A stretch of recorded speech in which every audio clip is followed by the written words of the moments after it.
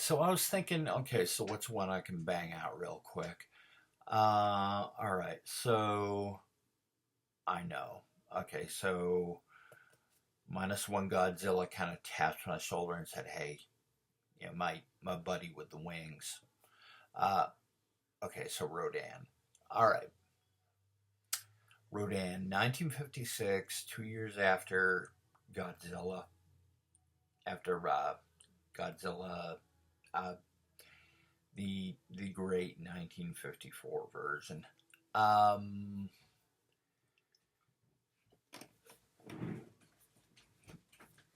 Well, I'll tell you this about Rodan is it's a damn sight better than Godzilla Raids Again. In fact, probably stands head and shoulders over a lot of the Showa series.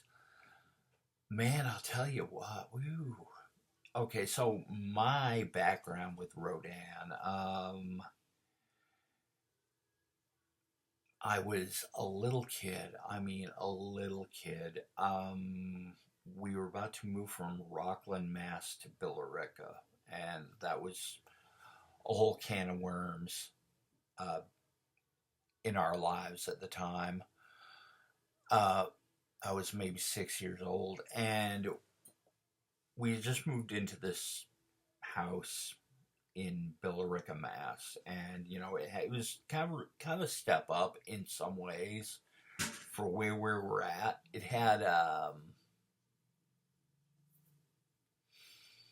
had like a big downstairs. Basement was like half of it was like laundry, boilers, garage, and all that stuff. The other half was like a big playroom. And or when we first moved there, we had this little movie projector, a real to real movie projector. Like man, we were playing like these little Super 8 movies. They're home movies, and my mom and we had some friends from our old neighborhood up there with us, and we were all hanging out. I think my dad was on one of his usual business trips, and they were showing a bunch of movies, and they were home movies of us kids. But then there were also things like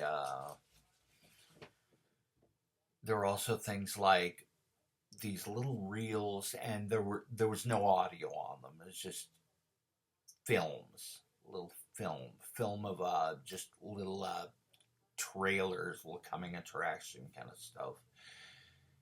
And one was called Rodan, big letters Rodan, and I've never heard of that before. That ain't no Walt Disney movie. And my mom said, okay, so this is one you kids might not like.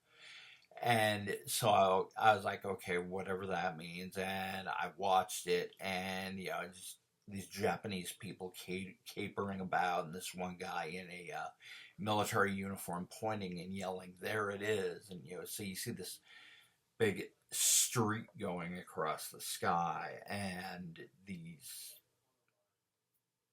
fighter planes trying to follow it, and not catching it, and then you see a bunch of people running around by a river, and there's this big bridge, and this thing, and it's like this big pterodactyl thing goes crashing through the bridge, or it goes underwater and comes up and goes crashing through the bridge, and you just see the bridge cut in two, just collapsing.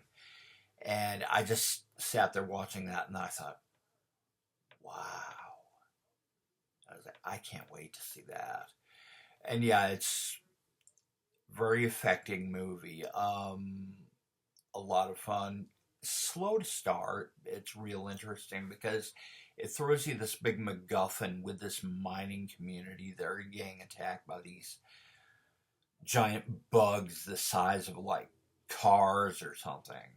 And like this one guy ends up played by Kenji Sahara, who's one of Toho's big stable actors, and he ends up like being found in one of the mines with amnesia, and what's really going on here with all the bugs and everything, all these giant bugs, and the giant bugs are just like I said, a MacGuffin. They're kind of like a big distraction because half the movie you're watching this and what's up with these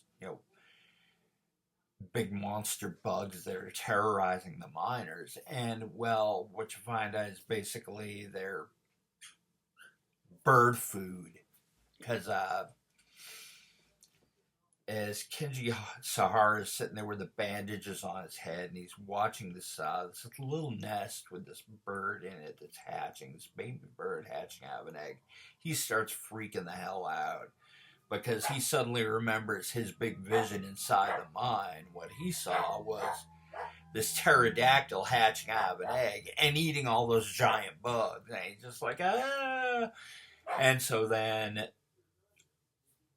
you finally get Rodan, which is like maybe halfway through the movie, and he takes off and goes airborne and starts wreaking havoc, and he moves as fast as faster than a jet fighter, and he's breaking the sound barrier. He's really messing things up. And as a little kid, I thought it was the coolest thing in the world. Oh, he flies so fast over the buildings, they disintegrate, and he wipes everything out. That is so cool. And there's this married couple, taking pictures, on the edge of a mountain or something, and suddenly it's like there's something racing toward them, and they're freaking out. And then you just see the camera and a shoe left behind, and they take the camera and they develop it, and you just see a picture of a wing, or the edge of a wing. And I just thought, wow, he flies over that couple so fast, they get disintegrated. And then just, later on, I kind of actually am old enough to suss it together a little better. And, at this point, I'm watching it on Creature Feature, and, my dreams come true. And so I watch, and so it's just like, oh no, man, he ate them. He ate those people. That's really kind of metal. But, just, and okay, so then they threw you the twist on top of the twist with Rodan, because there are two of them. And then they're flying over the city and wreaking havoc and destroying everything. Just these two Rodans. It's like, they're mating. They're mates. And, yeah, what's that going to cause? And, well, what it causes is a whole lot of tragedy. The cool thing about this movie is, just on top of all this being, this big Titanic kind of proto kaiju movie like Godzilla, and really good, just one of the best kaiju movies. And on top of all this, it gives you this whole scenario where there are two of them, these two mates, and the ending is very somber and very heavy, kind of like the first Godzilla movie was. And so, yeah, it's a great kaiju movie, and goddamn it, it'll stay with you.